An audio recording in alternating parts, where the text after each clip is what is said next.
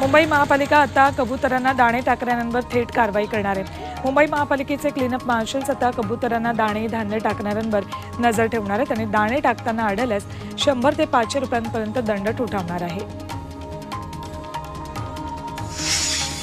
म्हाडाच्या कोकण मंडळाला पुढच्या वर्षी ठाण्यातल्या चितळसर मानपाड्यात 1173 घरं उपलब्ध होणार आहेत। मानपाड्यातील स्विस चॅलेंज प्रकल्पातून म्हाडाच्या जागेवर खासगी विकासक घरं बांधून देणार आहेत। सध्या या प्रकल्पाचं 90% काम पूर्ण झाले।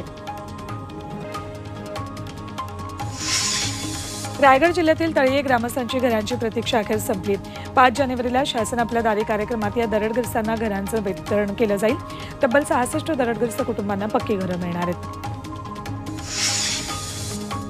राजेवाडी रुग्णालयाचं रूपांतर सुपर स्पेशालिटी रुग्णालयात केले जाणार आहे। या अंतर्गत रुग्णालयाचं विस्तारीकरण करण्याचे आदेश मुख्यमंत्री एकनाथ शिंदेने दिलेत। आरोग्य सेवा सुरू ठेवूनच रुग्णालयाचा विस्तार केला जाणार। अमृत नोनी आर्थो प्लस ये एक प्रूवन फॉर्मूला है। इसमें मौजूद नोनी फल के गुण और आयुर्वेदिक जड़ी बूटियां शरीर को जरूरी पोषक तत्व देने के साथ साथ हड्डियों और जोड़ों के घिसने, उनमें होने वाले सूजन और दर्द को रोकने में मदद करता है। दर्द मुक्त जीवन के लिए अमृत नोनी आर्थो प्लस।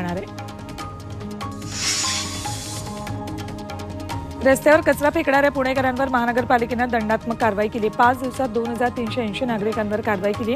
त्यांच्याकडून 9 लाखांचा दंड वसूल केलाय तर 15 दिवसात 19 लाख रुपयांचा दंड वसूल केलाय।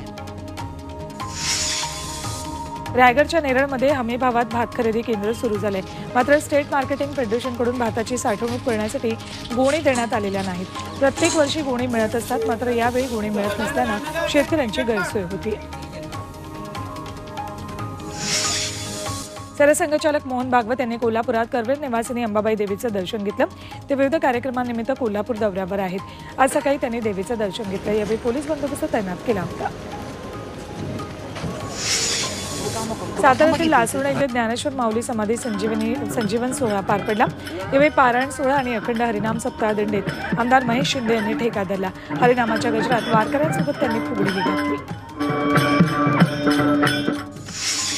येवल्यातील खंडेराव महाराज मंदिरावर आकर्षक विद्युत रोषणाई केली आहे। चंपाषष्ठी निमित्त आज विविध कार्यक्रम संपन्न होणार आहेत। खंडेराव महाराजांच्या मूर्तीला आकर्षक सजवण्यात आलं असून मंदिर परिसरातील दीपमाळ विद्युत रोषणाईने सजली।